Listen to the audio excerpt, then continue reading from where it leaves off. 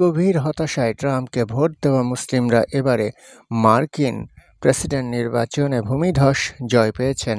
Republican প্রার্থী Donald Trump জেতার পর ইতিমধ্যে পছন্দের ব্যক্তিদের দিয়ে প্রশাসন সাজাতে শুরু করেছেন ট্রাম্প। বার্তা সংস্থা রয়টার্সের প্রতিবেদনে বলা হয়েছে, যেসব মুসলিম নেতা নির্বাচনে ট্রাম্পকে সমর্থন জানিয়েছেন তারা এখন গভীরভাবে হতাশ। গাজা যুদ্ধ এবং লেবাননে আক্রমণের জন্য ইসরায়েলকে সমর্থন দেওয়ায় এসব মুসলিম নেতা বাইডেন প্রশাসনের বিরুদ্ধে বিক্ষোভ করেছিলেন। তবে ট্রাম্পের নতুন মন্ত্রিসভা দেখে তারা হতাশ। এমনই একজন মুসলিম নেতা রবিউল চৌধুরী রয়টার্সকে বলেছেন, ট্রাম্প আমাদের কারণে জিতেছেন, কিন্তু তিনি পররাষ্ট্রমন্ত্রীসহ অন্যান্য পদে যাদের বেছে নিয়েছেন তাতে আমরা খুশি নই।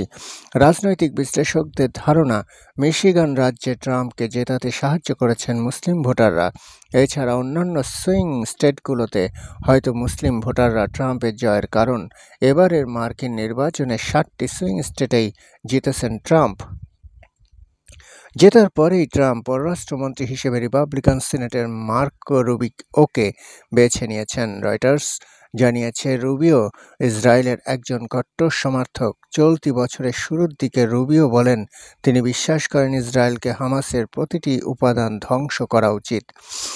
এছাড়া ট্রাম্প ইসরায়েলে পরবর্তী মার্কিন রাষ্ট্রদূত হিসেবে মাইক হাকাবিকে বেছে নিয়েছেন। মাইকও ইসরায়েলের সমর্থক এবং তিনি পশ্চিম তীরে ইসরায়েলি দখলের পক্ষে বলে জানান।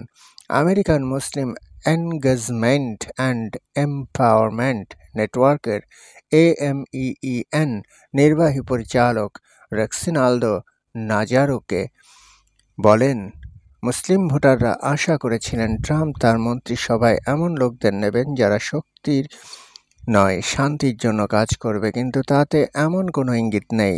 আমরা অনেক হতাশ বলে উল্লেখ করেছেন এই মুসলিম নেতা।